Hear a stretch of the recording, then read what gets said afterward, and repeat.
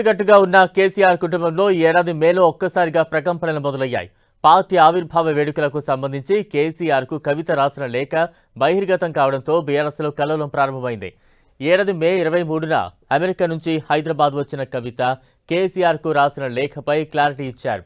BRS అధినేత కేసీఆర్ కు తానే లెటర్ రాశారని చెప్పారు.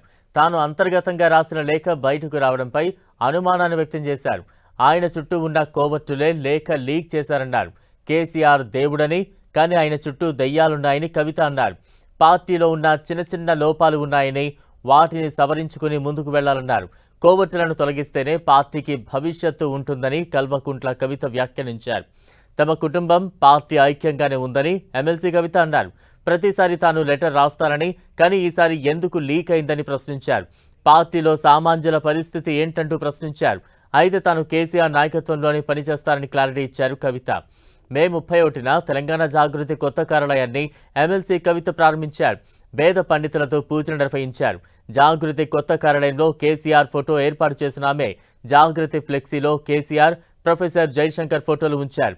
అదే రోజు మీడియాతో మాట్లాడిన కవిత కేసీఆర్ మీద ఈగ వాలినా ఊరుకోమంటూ హెచ్చరించారు. కేసీఆర్ కు ఇకపై రెండు కళ్లలాగా ఓవైపు బీఆర్ఎస్, మరోవైపు తెలంగాణ జాగృతి ఉంటుందని అన్నారు. కాళేశ్వరం ప్రాజెక్టు విషయంలో కేసీఆర్ కు నోటీసులు ఇవ్వడమంటే తెలంగాణ ప్రజలందరికీ నోటీసులు ఇచ్చినట్లే అని కవిత చెప్పారు. అది కాళేశ్వరం కమిషనా, కాంగ్రెస్ కమిషనా అంటూ ప్రశ్నించారు కవిత. కేసీఆర్ కు కాళేశ్వరం కమిషన్ ఇచ్చిన నోటీసులపైనే జూన్ 4న తన మొదటి కార్యాచరణ మొదలుపెట్టారు కవిత. కేసీఆర్ కు నోటీసులు ఇవ్వడంపై జూన్ 4న ఇందిరా పార్క్ దగ్గర మహాధర్నా నిర్వహించారు. ఇక కవిత లేఖ వివాదం తర్వాత తొలిసారిగా జూన్ 11న ఎర్రవల్లి ఫామ్ హౌస్ కు వెళ్లారు ఎమ్మెల్సీ కవిత. ఫామ్ హౌస్ లో బీఆర్ఎస్ అధినేత కేసీఆర్ ను తన భర్త అనిల్తో కలిసి కవిత కలిశారు. ఇక జూలై 13న తనపై అనుచిత వ్యాఖ్యలు చేశారని తీన్మార్ మల్లన్నకు వార్నింగ్ ఇచ్చారు కవిత. మరోవైపు ఈ ఇష్యూపై బీఆర్ఎస్ నేతలు మౌనంగా వహించారు. తీన్మార్ మల్లన్న నాపై చేసిన వ్యాఖ్యలకు పార్టీ రియాక్ట్ కాలేదని, అది వారి విజ్ఞతకే వదిలేస్తున్నారని జూలై 17న కవిత చెప్పారు. ఆగస్టు 3న మాజీ మంత్రి జగదీష్ రెడ్డిపై కవిత హాట్ కామెంట్స్ చేశారు. నల్గొండలో బీఆర్ఎస్ పార్టీని జగదీష్ రెడ్డి నాశనం చేశారని ఆరోపించారు. జగదీష్ రెడ్డిని లిలిపుట్ లీడర్ అంటూ కవిత కామెంట్లు చేశారు. ఆగస్టు 4న బీఆర్ఎస్తో సంబంధం లేకుండా బీసీ రిజర్వేషన్ల సాధన కోసం కవిత దీక్ష చేశారు. ఈ దీక్షలో జై బీసీ, జై జాగృతి నినాదాలు మిన్నంటాయి. ఇక సెప్టెంబర్ 1న హరీష్ రావు, సంతోష్ రావుపై కవిత తీవ్రస్థాయిలో ఆరోపణలు చేశారు. మాజీ మంత్రి హరీష్ రావు, సంతోష్ రావు కారణంగానే కేసీఆర్కు అవినీతి మరకలు అంటుకున్నాయని ఆరోపించారు.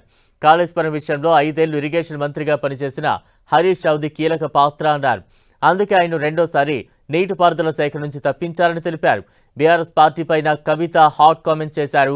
కేసీఆర్ మీద విచారణ వేసిన తర్వాత పార్టీ ఉంటే ఎంత, లేకుంటే ఎంత అంటూ వ్యాఖ్యానించారు. అవినీతి అనకొండల వద్ద కేసీఆర్ నలిగిపోతున్నారని, ఇలాంటి వారిని ఎందుకు భరించాలన్నారు. తాను ఇలా మాట్లాడితే స్థానిక సంస్థల ఎన్నికల్లో నష్టం జరగచ్చన్నారు. నష్టం జరిగినా ఏం కాదని తెలిపారు. ఎంతవరకు వెళ్లినా తాను తేల్చుకుంటారని ఖబర్దారంటూ వార్నింగ్ ఇచ్చారు. ఈసారి నేను మొన్ననే చెప్పున్నాను, కుట్రలు కుతంత్రాలు జరుగుతూ ఉన్నాయని. నేను చెప్పిన కొద్ది రోజుల్లోనే మరి నేను అంతర్గతంగా కేసీఆర్ గారికి రాసినటువంటి ఉత్తరం బహిర్గతం కావడం అన్నది, ఇది మరి ఏం జరుగుతుందో అన్నది పార్టీలో ఉన్నటువంటి మనందరం, తెలంగాణ ప్రజలందరూ కూడా ఆలోచించుకోవాల్సినటువంటి విషయం.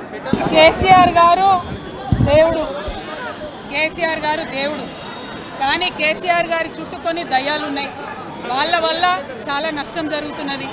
పార్టీలో ఉండేటటువంటి నాకు, నేను కేసీఆర్ గారి కూతుర్ని, అంతరంగికంగా నేను రాసినటువంటి లేఖనే బయటికి వచ్చిందంటే మరి ఇతర సామాన్యుల సంగతి, ఇతరుల పరిస్థితి ఏంటి పార్టీలో అన్నది ఇవాళ చర్చ జరగాల్సినటువంటి అవసరం ఉన్నది. కేసీఆర్ గారికి రెండు కళ్ళలాగా ఒక కన్ను బీఆర్ఎస్ అయితే ఇంకో కన్ను జాగృతి అయి నిలబడుతుందని చెప్పి ఈ సందర్భంగా మేము తెలియజేస్తూ ఉన్నాం. కేసీఆర్ గారి మీద ఈగ వాలితే కూడా ఊరుకోము. రేవంత్ రెడ్డి గారు ఆనాడే మీరు గన్ను పట్టుకొని ఉద్యమకారుల మీదకి పోతే మిమ్మల్ని చుక్కలు చూపించినాం. భయపడి తెలంగాణలో తిరగలేక మీరు గన్ను పట్టుకొని ఆనాడు తిరిగిండ్రు. ఒక లిల్లీపుట్ నాయకుడు, నల్గొండలో బీఆర్ఎస్ పార్టీ నాశనం చేసిన ఒక లిల్లీపుట్ నాయకుడు ఆమెవరు ఈమెవరు అని మా గురించి మాట్లాడుతూ ఉన్నారంటే మరి ఆయనకు ప్రోత్సాహం ఇస్తున్నది ఎవరో కూడా ప్రజలు ఆలోచించుకోవాలి. ఇవాళ నల్గొండ జిల్లాలో ఒక సీటు కూడా రాలే. ఆయన సీటు సావు తప్పి కన్నులొట్టవైన చందంగా చివరి నిమిషంలో అనుకోకుండా గెలిచినటువంటి సీటు. ఎన్నడూ ప్రజా ఉద్యమాలు చేయలే. కేసీఆర్ గారు లేకపోతే మరి నువ్వెవరు?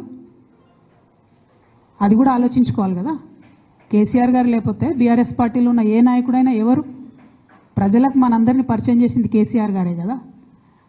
మనలో మనం కన్ఫ్యూజన్ ఉన్నప్పుడు ఇష్టం వచ్చినట్టు మాట్లాడుకోవచ్చా? ఈ లిల్లీపుట్ నాయకుడు మాట్లాడంగానే ఇంకో చిన్న పిల్లగాడు నిన్నగాక మొన్న మా పార్టీలోకి వచ్చిన వాళ్ళు కూడా ఎటుపడతట్టు మాట్లాడు.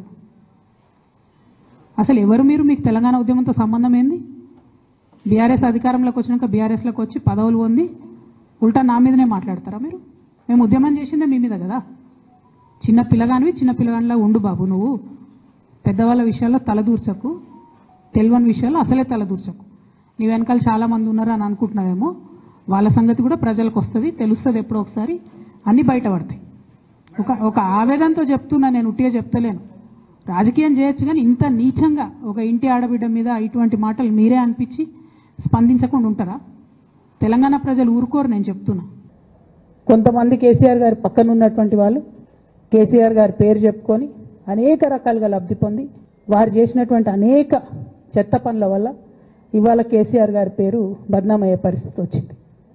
అయినా మళ్ళీ వాళ్ళనే మోస్తాం, అయినా మళ్ళీ వాళ్ళనే ముందుకు తీసుకెళ్తామని అనుకుంటే పార్టీ ఎట్లా ముందట్టుకుపోతుంది?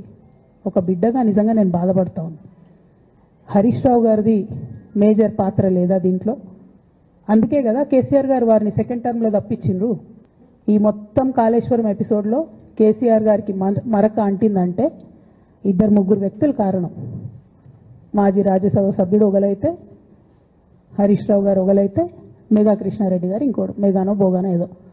ఈ పెద్ద పెద్ద కాంట్రాక్టర్లు అందరితో కుమ్మక్కై కేసీఆర్ గారు ప్రజల కోసం ఆలోచన చేస్తే, నీళ్ళ కోసం ఆలోచన చేస్తే, వీళ్ళు సొంత వనరుల కోసం, డెవలప్మెంట్ కోసం, ఆస్తులు పెంచుకోవడం కోసం ఆలోచన చేసి ఇవాళ మీ వల్ల రేవంత్ రెడ్డి లాంటి వ్యక్తి, తెలంగాణ ఉద్యమానికి సంబంధం లేని వ్యక్తి, కేసీఆర్ గారి కాలి గోటికి సరిపోని వ్యక్తి, ఆయన నిలబడి కేసీఆర్ గారిని చెయ్యెత్తి చూపించి కేసీఆర్ గారి మీద సిబిఐ ఇవాళ నేను వేస్తా అని చెప్తున్నాడంటే కారణం ఎవరు దీనికి?